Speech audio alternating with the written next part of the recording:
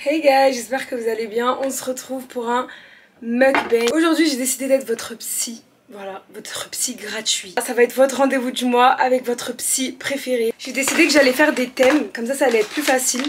Donc cette fois-ci ça va être amour. On va parler de tout ce qu'on peut parler. Et comme ça les prochaines fois on se concentrera sur d'autres thèmes, etc.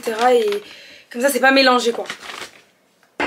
Donc voilà, je vous ai demandé sur Insta de me raconter toute votre vie. Vos problèmes, les situations que vous rencontrez en ce moment qui sont un peu problématiques ou quoi, et puis moi je vous aide, voilà, comme si j'étais votre meilleure amie ou comme si j'étais votre grande soeur. Bien évidemment je vais manger un Mr Beef hein, comme d'hab.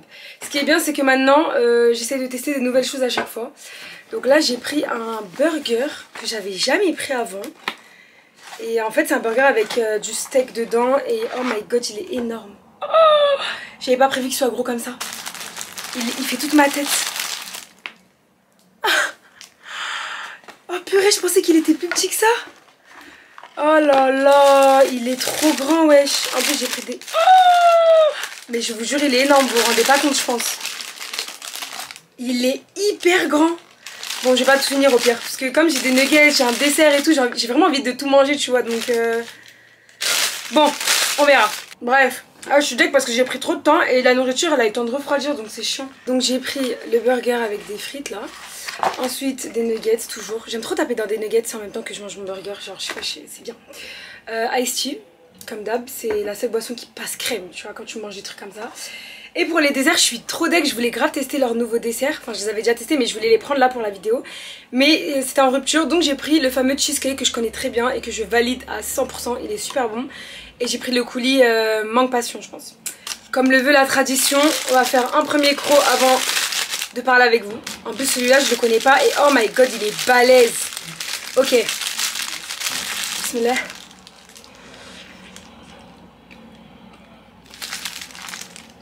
Oh là là.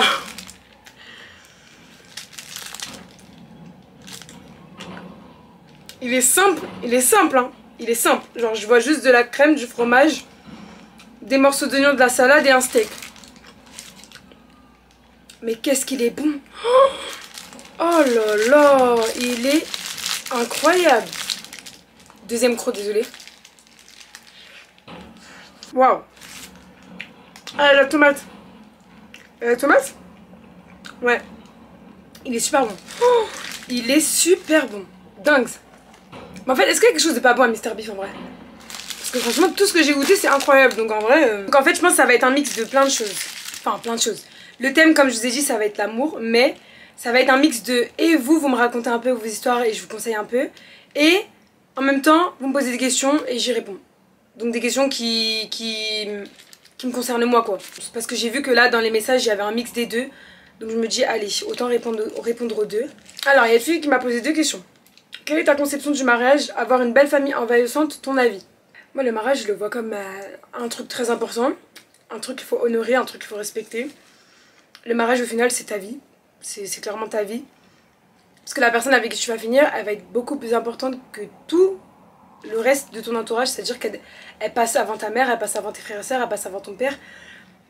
Ça y est, tu vas vivre avec elle et tu vas construire ta nouvelle vie avec cette personne-là. Donc, le mariage, c'est très important, quoi. Faut pas blaguer... Faut pas jouer avec, il faut surtout pas le prendre à la légère et se précipiter juste parce que tu veux te marier. Non, non, non. Fais ton choix correctement parce que c'est un choix de vie. Donc c'est très très important. Donc voilà ma conception du mariage. Et ensuite elle m'a demandé avoir une belle famille envahissante, ton avis. Ah, je sais pas ce que c'est d'avoir une belle famille envahissante, mais ça doit être très relou. Surtout les belles-mères, les belles-sœurs et tout là. Un peu des pestes sur les bords. Mais je pense que... Mon avis c'est que ça doit être très chiant et que j'aurais jamais accepté, je pense, ça m'aurait fait chier franchement. Mais la seule personne qui peut entre guillemets régler ça, bah c'est la personne avec qui t'es, tu vois, c'est soit ton mari soit ta femme. Toi, vaut mieux pas que tu te rentres dedans et que tu commences à te faire des histoires. Autant avoir une discussion peut-être avec la personne avec qui t'es, lui dire écoute, j'aime beaucoup ta famille et tout, mais il y a ça qui me déplaît. Viens, on y remédie, on prend des décisions, etc. Parce que bah sinon il y a un moment qui va arriver et je vais péter un câble et il vaut mieux pas ça en fait. Donc, vaut mieux faire comprendre à votre partenaire qu'il y a des choses qui vous plaisent pas. À lui d'agir. Vraiment à lui d'agir. Pour toi, est-il possible d'aimer deux personnes en même temps de la même intensité? Alors pour moi, oui, c'est possible d'aimer deux personnes. Parce que ça m'est déjà arrivé. Donc ouais. De la même intensité, non. En fait, ce sera jamais le même amour, ce sera jamais la même approche. Parce que les deux personnes, elles vont être différentes. Mais en tout cas, pour moi, oui. C'est possible d'aimer deux personnes. Ça peut arriver. Je suis mariée depuis 2 ans, mais mon mari n'est pas ambitieux. Ce sujet m'énerve. Ça, j'avoue que ça doit être très compliqué parce que... comme je l'ai dit, il faut prendre son temps. Parce que parfois, on se marie et tout d'amour et d'eau fraîche, on va dire. Mais quand les choses sérieuses commencent là, quand avec le partenaire vous devez faire certains choix de vie, des achats, des choses, tu vois, qui font que vous êtes mêlés tous les deux et c'est des choses vraiment sérieuses. C'est des projets et tout. Et que là, tu te rends compte qu'en fait, vous n'êtes pas sur la même longueur d'onde. C'est... Franchement, ça peut être super pesant. Mais comme je le répéterai tout le temps, le mieux, c'est de se poser calmement. Parce que si c'est pour crier, s'insulter, s'embrouiller, je vous jure que la discussion, elle sert à rien. Il faut la recommencer. Se poser, discuter calmement. Et surtout, le plus important, c'est limite même pas la communication, c'est la compréhension. C'est pas t'es là, tu te poses, tu parles à la personne elle te dit oui, oui, oui, oui, oui pour te faire plaisir. Le lendemain, elle refait la même erreur. Non. Le but, c'est de comprendre ce qu'on t'a dit et de faire des efforts pour éviter de répéter la même bêtise. Donc là, tu reproches à ton mec un manque d'ambition, mais moi, je pense qu'il faut te poser, lui parler, lui dire ce qui te dérange dans ça et tout. Peut-être qu'il a ses raisons, tu vois, faudrait peut-être l'écouter et tout. Et je pense que vous pourrez toujours trouver une solution ensemble à votre problème. Pour toi, comment on sait si on est amoureux? En fait, c'est compliqué pour moi de vous expliquer ça. Parce que je suis une meuf, je suis tombée amoureuse plusieurs fois dans ma vie. Donc, c'est pas comme le profil d'une personne qui n'est jamais tombée amoureuse. Et le jour où elle est tombée amoureuse, c'était la seule fois. Et là, elle peut vraiment vous l'expliquer. En fait, je pense que t'es amoureuse quand tu ressens que la personne, ça peut grave être ton faible. Ça veut dire que si demain il arrive un truc à la personne, ça peut te mettre dans le mal. Ah, il y a de l'œuf! Mais en fait, il est balèze.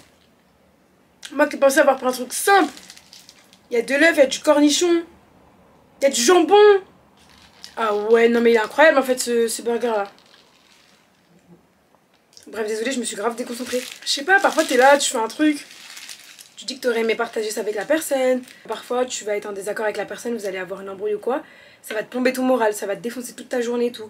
C'est des choses comme ça où tu comprends que franchement, ouais, t'es fortement attachée, voire amoureuse. Donc voilà. Donc si... En fait, mais pour moi, si on se pose la question de est-ce qu'on est amoureux, c'est qu'on l'est pas. Genre, c'est trop bizarre. Parce que pour moi, ça se pose même pas. C'est tellement fluide quand tu tombes amoureux de quelqu'un que tu peux pas te dire attends, là, je suis amoureuse ou pas. Mais hier, j'étais amoureuse. Non, là, le lendemain, ouais, j'ai été amoureuse. En fait, non, il n'y a pas de date, il n'y a pas de... Tu peux pas le savoir comme ça. C'est un sentiment naturel qui s'installe.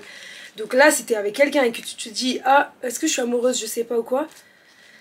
Bah, je sais pas, c'est que c'est bizarre un peu, tu vois. C'est peut-être que tu te mets trop de freins et tout et que t'arrives pas à savoir où t'en es en tout cas. Je vais me servir à boire parce que là, je suis en train de canner.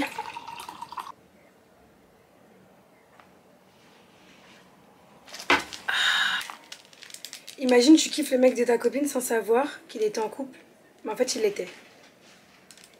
Imagine, tu kiffes le mec de ta copine. Mais ça, c'est des trucs, ça m'arrivera jamais, moi. Enfin, ça peut pas arriver. Parce que tu peux pas kiffer le mec de ta copine sans le savoir. Si c'est ta copine, bah tu connais son mec. C'est une dinguerie si ça peut arriver, ça. Ça vous est déjà arrivé, des trucs comme ça? T'es mariée, point d'interrogation? Non. Je ne suis pas mariée. Et suivi de la question, tu vas te marier quand? Je pense que je vous dirai jamais... Par exemple, je vais me marier à telle date. Parce que j'aimerais pas qu'on le sache avant. En fait, je préfère que ça se fasse. Et ensuite, je préfère vous dire que je suis mariée. Et puis de toute façon, au bout d'un moment, vous allez le cramer. Hein, vous allez voir que je suis plus chez mes parents. Donc voilà, on va pas cacher la chose longtemps. Ça sert à rien. Enfin, c'est la vie, quoi. Je me suis mariée, tu vois. Au bout d'un moment, je vous le dirai. Le jour où je serai mariée religieusement, je pense qu'à ce moment-là aussi, je vous le dirai. Pourquoi? Tu vois, de base, j'aurais préféré ne pas le dire. Mais on va dire que je vais le dire. C'est pas que je vais te dire, je vais dire oh regardez voilà je suis mariée. C'est juste que je suis obligée de vous tenir un minimum au courant parce que je vais forcément partir en vacances. Je vais forcément parfois ne plus être chez moi. Vous allez voir d'autres environnements, d'autres endroits, d'autres trucs. Je vais peut-être plus... Vous voyez ce que je veux dire? Je vais plus être chez moi quoi. Donc Je vais juste vous tenir au courant que oui, je suis mariée devant Dieu. Donc pas besoin de m'envoyer des rappels et tout. C'est juste pour ça je pense que j'aimerais tenir au courant. C'est parce que ça me ferait chier que j'aille en vacances par exemple avec la personne. Et que je reçoive un tas de commentaires de ouais, relation en mariage, nanana. Ou alors que je puisse ni montrer à la personne, ni faire entendre sa voix, ni je sais pas quoi. Et devoir mentir, dire que je pars en voyage toute seule, des trucs comme ça. Non, ça fait chier. Donc je pense que c'est le seul moment, on va dire, où ouais, je vous tiendrai au courant. Pour le moment, rien de tout ça. Oubliez. Vous le saurez au moment venu et c'est pas maintenant. Voilà, comme ça je vous le dis, c'est pas maintenant. Je suis très amoureuse de mon meilleur ami, j'aimerais lui dire mais j'ai peur de le perdre. Laisse-moi te dire que tu vas le perdre. C'est une réalité, c'est-à-dire que si vous passez au stade suivant, vous ne serez plus jamais meilleur ami. Mais ça je pense que je vous l'apprends pas. Meilleur ami, se mettre en couple, et que quand le couple se termine pour X, Y raison, redevenir meilleur ami, ça c'est mort. Donc sache que si tu tiens à ta relation amicale, canalise-toi, mais si tu t'attaches vraiment au mec et que tu l'aimes vraiment bien et que tu sens que lui aussi peut-être que nanana, bah en vrai, enfin te retiens pas quoi, en vrai au pire dis-lui et puis tu sauras directement. Si c'est mort, vous resterez sûrement amis. Et si c'est pas mort, bah vous aurez qu'à vivre ce que vous avez à vivre ensemble et si c'est pour la vie tant mieux. Mais si ça se termine, tu peux être sûr que tu retrouveras vraiment pas ta relation meilleure amie d'avant. Ça, c'est impossible. J'ai mis fin à ma relation qui avait duré presque 3 ans à cause de sa meilleure amie. J'ai trop envie d'aller lui reparler, mais je sais pas. Si tu sens qu'il peut encore y avoir de l'amour entre vous et que ça peut repartir, en vrai, retourne lui parler. Mais si la relation qu'il avait avec sa meilleure amie, toi, tu la trouves vraiment problématique et t'arrives pas à la supporter, bah en vrai, autant avoir une discussion avec lui et si t'aimes vraiment, en soi, normalement il devrait choisir à sa meilleure amie. Je sais pas, y a pas photo, c'est tellement pas comparable. Qu'est-ce que t'en penses de la différence d'âge, exemple 10 ans? Moi, pour moi, entre l'homme et la femme, enfin pour moi, là je parle vraiment pour moi, si ça avait été mon mec et tout, j'aurais aimé un genre de, ouais, max 5-7 ans. 5-7 ans de différence, ça m'aurait peut-être pas dérangé, je pense. Allez, 5 ans, 5 ans. 7 ans, c'est peut-être beaucoup. Je pense 5 ans. Je pense 5 ans c'est mon maximum, ouais, d'âge de différence. Par exemple qu'il ait 30 ans et que j'ai 25 ans, ça me dérange pas. Mais au-delà, genre 10 ans, je trouve ça fait beaucoup là. C'est vrai que 10 ans, dans notre monde actuel, t'as limite changé de génération. Hein. Quand tu regardes, je sais pas, j'ai 25 ans, les gens de 35 ans, on n'a pas le même délire. Hein. On n'a pas le même délire du tout, on rigole pas des mêmes choses, on n'a pas les mêmes... Je sais pas comment expliquer, on dirait on vit pas dans le même monde. Pourtant il y a que 10 ans entre nous. Et une génération, c'est pas 10 ans, hein. Je pense que c'est... Je sais plus, je crois que c'est un peu plus, hein. Je sais pas si c'est 10 ans une génération. Mais ouais, donc 10 ans, je trouve que c'est un peu beaucoup. Après, c'est mon avis, hein. Chacun fait ce qu'il veut. Moi, mes parents, ils ont 14 ans de différence. Et pourtant, quand tu les regardes aujourd'hui, ça se voit pas. Ça se voit pas parce que mon père, il vieillit plutôt bien. Ma mère, elle vieillit normalement. Et du coup, les deux ensemble à côté, on dirait qu'ils ont à peu près le même âge et qu'ils sont un peu... bah, ils sont un peu pareils, quoi. Donc, ça se voit pas trop. Physiquement, en tout cas, je parle. Parce que les hommes ont tendance à mieux vieillir que les femmes. Donc, physiquement, c'est vraiment pas un problème. Maintenant, dans le délire, l'intérieur et tout, comment ils voient la vie, etc. et tout, bah ouais, c'est quand même grave différent. Donc voilà, après voilà, chacun fait ce qu'il veut. Hein. Alors là, j'ai un message privé donc d'une fille qui me raconte un problème qu'elle est en train de vivre. Alors, salut Nawen en anonyme s'il te plaît. Voici mon problème. Je suis en couple avec un homme d'une autre origine. Je suis guinéenne et lui marocain. On est tous les deux musulmans. On veut officialiser notre relation. J'ai rencontré ses parents. Tout s'est bien passé. Ils n'ont pas de problème. Que je sois une Renoir. Et j'en ai parlé aussi à mes parents qui eux sont totalement contre. Carrément ma mère elle a appelé mes oncles et tout. Je me suis fait insulter, menacer. Car ils veulent que je sois avec quelqu'un de la même origine. Depuis c'est tendu avec ma famille. Je ne sais pas quoi faire. Purée. Ça veut dire que là, donc le côté marocain, t'as accepté en tant que guinéenne, et toi, ton côté guinéen, ils n'ont pas accepté parce qu'il était marocain. En fait, je pense que là, la meilleure solution, c'est si t'as des frères et sœurs, de faire en sorte qu'ils soient un peu de ton côté, quoi. Enfin, tu leur expliques ta situation, normalement, ils devraient que être de ton côté, à part si eux-mêmes, c'est compliqué. Et en fait, vous devriez faire un rendez-vous dans le salon, tous ensemble. Là je vous parle en connaissance de cause, ok? Donc écoutez bien votre grande sœur. Vous faites une réunion dans le salon. Tu comptes bien sur tes frères et sœurs qui vont bien t'aider. Tu peux aussi peut-être compter sur le parent qui est moins catégorique. Maintenant, si c'était deux parents, c'est la merde, bah c'est la merde. Dans ce cas, tu prends tes frères et sœurs, un oncle ou une tante assez proche en qui tu peux avoir confiance et qui est de ton côté, on va dire. Et vous faites une réunion dans le salon et vous parlez calmement. Mais vraiment, s'il y a un des parents qui hausse le ton, sache que la discussion ne sert à rien. Parce que ça voudrait dire qu'ils sont encore trop dans leur position et qu'ils ne sont même pas encore aptes à t'écouter. Donc, ça se trouve, il va falloir faire plusieurs fois ce genre de réunion. Mais c'est pas grave, faut le faire jusqu'à ce qu'un jour, tu puisses avoir tes darons devant toi avec une discussion calme, sérieuse. Et t'essayes de les convaincre en fait. Essaye de les convaincre, dis-leur maman, papa, je peux vous le ramener à la maison, on peut faire un dîner ensemble, comme ça moi vous le voyez. Essayez au moins de faire l'effort d'apprendre à connaître, etc. et tout. Donc faut que tu mettes toutes les chances de ton côté. Voilà, il faut jamais que tu fasses l'erreur de dire un truc négatif sur ton mec, à ta famille.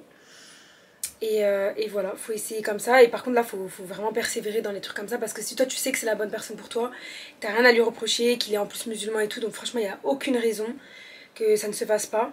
Et bah mets les chances de ton côté, demande à des proches de t'aider, ceux qui peuvent t'aider en tout cas. Et voilà, et une discussion avec tes parents et essaye de te faire entendre. Et essaye de les adoucir en fait petit à petit. C'est très compliqué les trucs comme ça, mais je vous souhaite vraiment de vous en sortir parce que je sais comment ça peut être destructeur. Ça peut faire très très mal au cœur. Les darons vraiment, ils se rendent pas compte parfois, ils sont vraiment égoïstes. T'inquiète pas, c'est faisable. Moi je pense que c'est faisable. Faut juste prendre son temps, employer les bons mots. Il faut que tu viennes avec un bagage. T'as vu, quand tu viens pour parler à tes darons, il faut que derrière t'aies tellement de bons arguments et de belles choses à avancer par rapport à la personne avec qui t'es. Pour ne jamais que tes parents ils aient ne serait-ce qu'une mauvaise idée ou qui retiennent ne serait-ce qu'un petit truc négatif, tu vois. Faut vraiment que tu fasses très attention.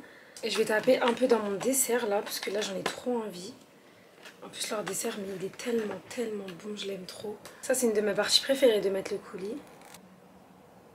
Oh là là, le bonheur, mais l'odeur du coulis. Et ça j'aimerais trop le mettre dans un yaourt, ça serait incroyable je crois. Il y a une fille qui m'a dit comment savoir si c'est le bon. Je trouve que c'est difficile à savoir. Pourquoi? Parce que parfois tu penses c'est le bon. Comme c'est arrivé à plein de meufs. Hein. Tu penses c'est le bon, tu vas même jusqu'au mariage, au final il te fait une grosse dinguerie. Et ton histoire elle vire au cauchemar. Donc en fait, on peut toutes penser que c'est le bon. Mais en vrai on est sûr de rien. Ça veut dire, peu importe ce que là je vais vous dire, sachez une chose, c'est qu'on sera jamais sûr à 100%. Voilà, parce que l'humain il est trop imprévisible. Et il a beau vous dire tout ce qu'il veut, on sait pas en fait. Il est incroyable ce cheesecake. Eh mais là, vous là, je vous fais des mukbangs Mr Beef à chaque fois et tout. Mais est-ce que vous êtes allé goûter Mr Beef ou pas? Est-ce que vous êtes allé goûter les dingueries que Mr Beef propose en fait? Mais bon, je pense que sinon il y a des choses basiques qui permettent de savoir quand même si c'est le bon. Son bon comportement. Le fait que même quand vous avez des désaccords ou quoi, bah il va pas tout manquer de respect. C'est pas ouf d'avoir des relations conflictuelles et tout, mais en fait parfois c'est important de savoir le visage de la personne quand elle est énervée. Donc quand vous êtes en embrouille, essayez de voir comment la personne elle réagit. Est-ce qu'elle est violente? Est-ce qu'elle va être égoïste dans la manière dont elle va agir directement après l'embrouille? Je pense que c'est important de s'embrouiller, mais bon, n'allez pas provoquer des embrouilles exprès. Hein. Les embrouilles elles viendront naturellement, logiquement, parce que quand un couple il évolue, forcément il passe par plusieurs phases et tout, et il y a des désaccords qui arrivent, c'est normal, c'est la vie. Essayez d'en tirer une conclusion pour vous-même. Et c'est ce qui va vous permettre, je pense, moi, de voir si la personne vous convient bien ou pas, tu vois.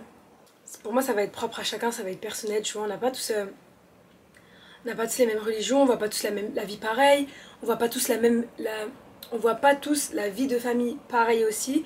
Donc en vrai on n'a pas tous les mêmes principes de vie, donc je peux pas te dire ah s'il fait ça c'est que c'est le bon. Non, ça c'est pour moi, ça me concerne moi. Mais toi voilà, juste en fonction de toi, tes principes, tes valeurs, comment tu vois te faire ta vie, comment tu te vois agir en fait dans certaines situations, comment ton point de vue sur certains sujets, etc. Et bah pour moi il faut essayer d'aborder un maximum le tout. Et voilà, si tu vois que la personne elle te correspond, etc.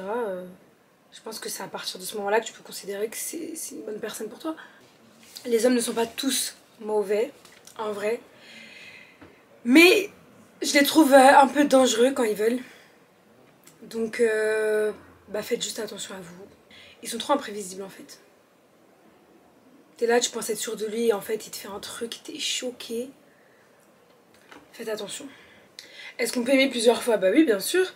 C'est pas parce qu'on tombe... Ah ouais, parce qu'il y a beaucoup de gens qui ont cette mentale, genre en mode ah, je suis tombée amoureuse qu'une fois dans ma vie, bah c'est mort. Genre c'est lui ou rien, ou alors c'est elle ou rien. Mais pas du tout.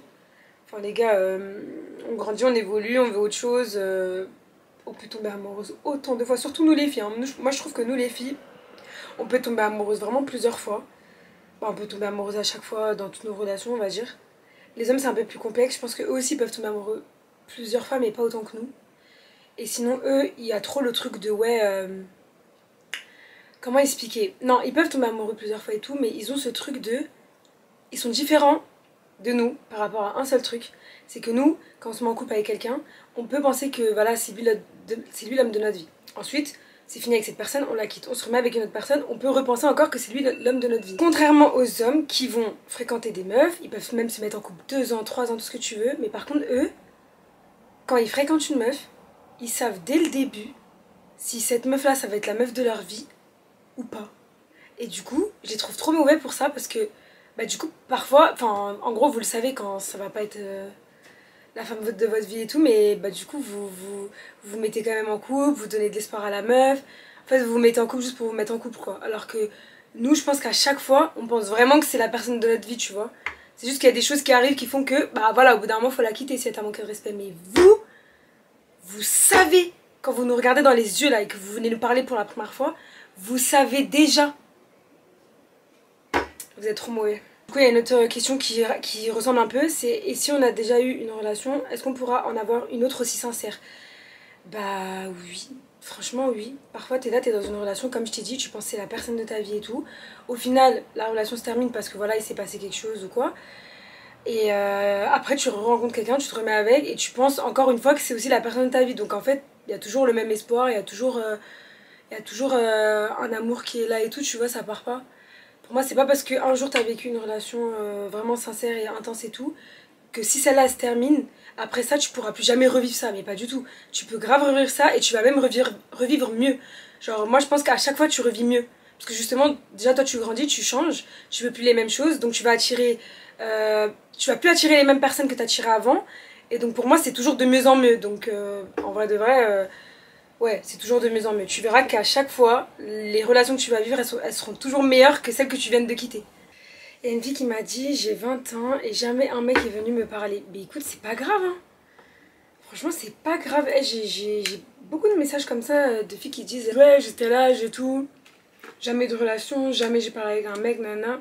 Les filles, vous ne ratez rien. Faites des choses et tout, comme ça au moins quand le mariage y viendra, vous aurez pas de regret à vous dire, oh, je me suis mariée trop vite, j'ai pas pu faire ci, j'ai pas pu faire ça.